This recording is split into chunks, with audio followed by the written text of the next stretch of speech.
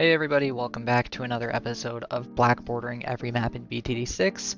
Today we are on firing range and I totally messed up my audio. I don't really know exactly what happened, but none of my live audio was caught on this video, so I'm gonna have to do a voiceover today, which is fine. It is what it is. It happens. I genuinely don't know what happened to my mic because I had to change my input to my headset mic, so it'll be fixed for next episode though.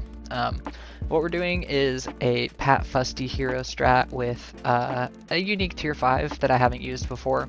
We're starting off with a boat and dart start. The boat is top left of this water pool, and then the dart monkey is in the top left of the little wooden beams. And then on round 10, I'm able to put Pat Fusty right next to the boat. So that's what we're doing for the early game. I think I eventually get a sniper as well.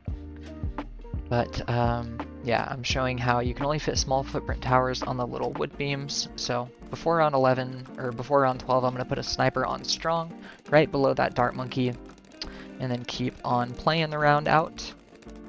I think now I'm trying to save into a grave shot, because that's pretty good at the early game.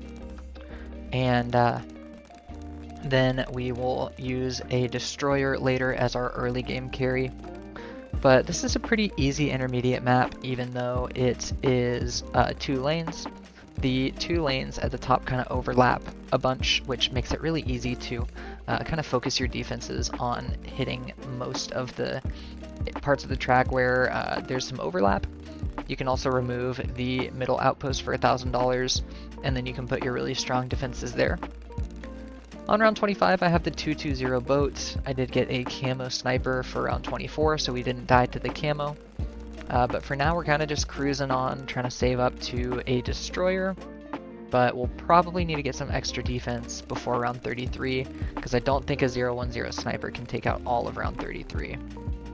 So I'm going to continue saving up. I actually am able to get the destroyer before round 33. And then I'm just going to get shrapnel on the sniper, because Pat Fusty can't pop camos either. So we have a 021 sniper for round 33, and then we're able to kind of just continue saving up. I do get the sniper to 022 just for a little bit more consistency with popping camos. But now that we have our destroyer, we kind of have our early game carry. I'm going to get a village to buff up the range and attack speed, and that should be enough to take out the Moab. I also get a 300 alchemist for extra damage on the destroyer, because the Berserker Brew buffs the destroyer very, very nicely. I'm going to eventually get the alchemist to 320, and then get jungle drums for round 40.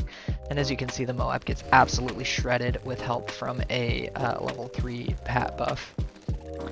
And now I'm going to go for a monkey engineer. It's a 023. I'm going to go for a balloon trap. And the tier 5 for today's episode is going to be an XXXL trap.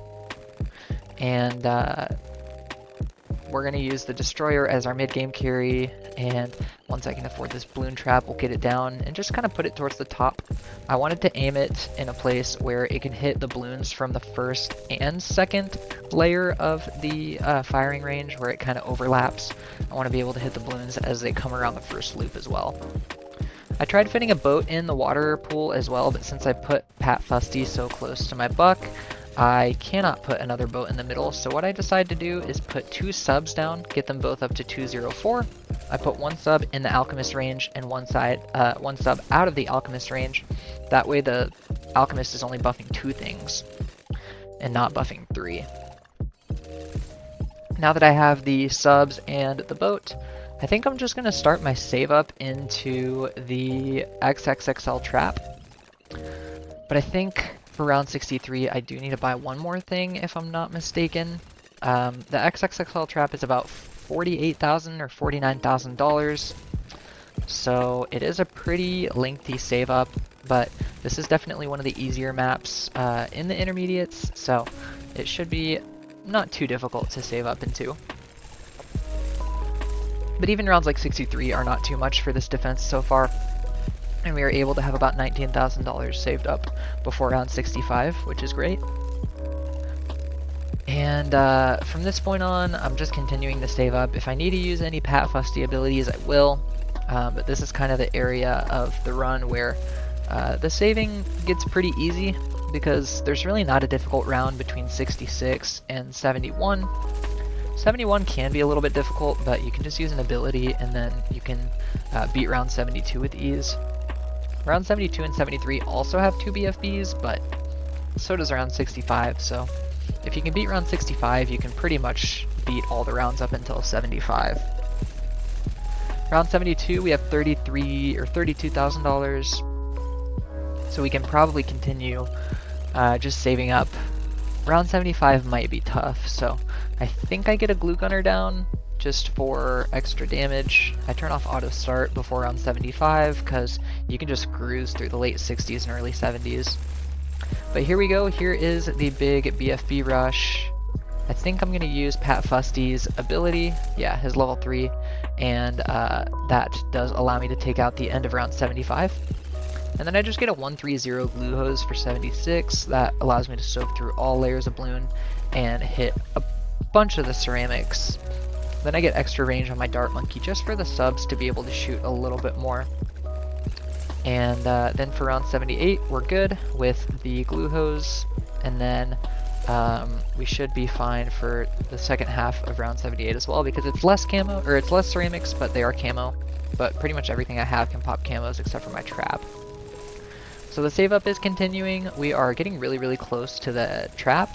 And yeah, by the middle of round 79, we do have the trap. So the 80s should be absolutely free.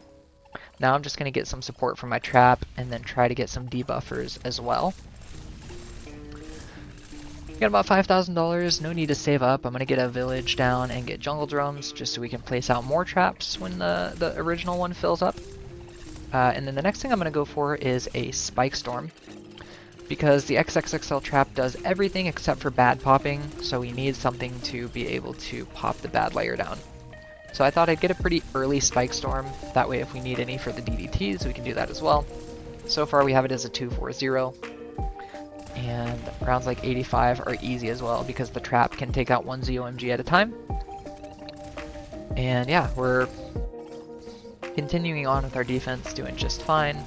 I kind of do have the trap staggered off a little bit to the left, because that way on even rounds like 87, we can fill up the trap with the first 2 ZOMGs, and then the second 2 ZOMGs won't quite have hit that point yet. So before round 90, I'm going to get a Shattering Shells, just so we can start debuffing, or unfortifying, or defortifying the Moabs and BFBs.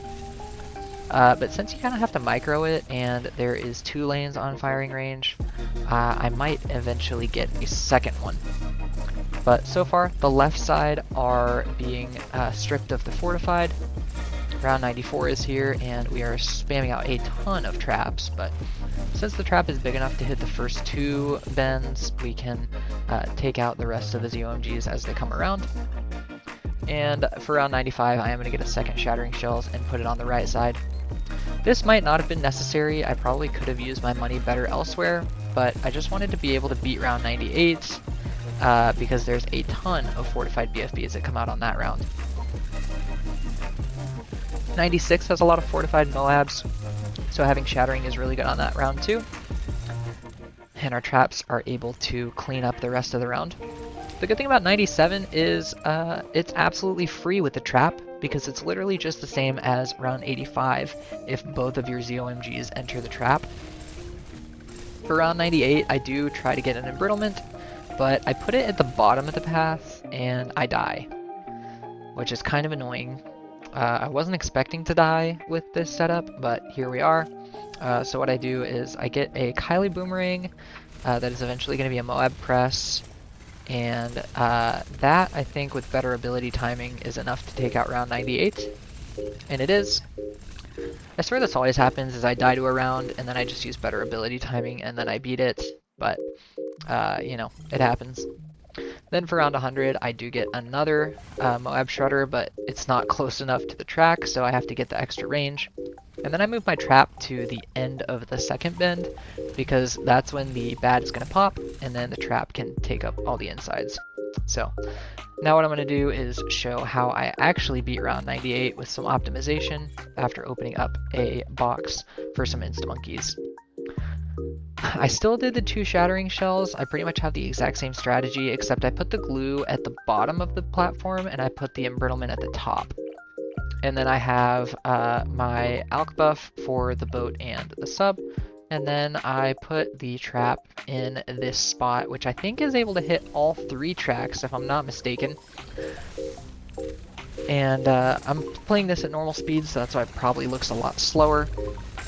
But I just want to show when I use my ability timing and how I beat it. So I used an early Spike Storm and Glue Strike because I just wanted to hit all the ZOMGs early. And then with that ability timing, round 98 is absolutely no issue. And then I have $10,000 for round 99. I do not do another Moab Shredder. I'm pretty sure. I'm kind of going through my options here, but I think what I end up going for is, I think I go for a Snowstorm if I'm not wrong. I try to put it out of the range of the Alchemist. And there we go. Yeah, I get a Snowstorm because the ability cooldown is pretty short. And then I do get primary training, even though it doesn't really do much for the Snowstorm. Most of the DDTs are hitting the trap, and I am really stupid, and I don't pick up my trap. So I almost died to 99, but I don't, because it can eat up all the rest of the DDTs. And then I think what I do before round 100 is, yeah, I relocate my trap because it is pretty much full. And then I put it towards the end of the second bend, and then that way we have a fresh trap for round 100. We almost have 2 Spike Storms up, so I wait for the second one to come off cooldown, and then I use my Glue Strike and my Spike Storms in unison. And then with past level 3 being off cooldown, I use that, and then I use another Glue Strike as soon as it's off cooldown. And then I use my Snowstorm for the ZOMGs. I wait a little bit and then use my Pat Squeeze for one of the ZOMGs. That kind of staggers out my trap to clean up the insides. But there we go. That is Firing Range, Black Border on Chimps. I hope you guys did enjoy, and I will see you guys in the next one. Peace.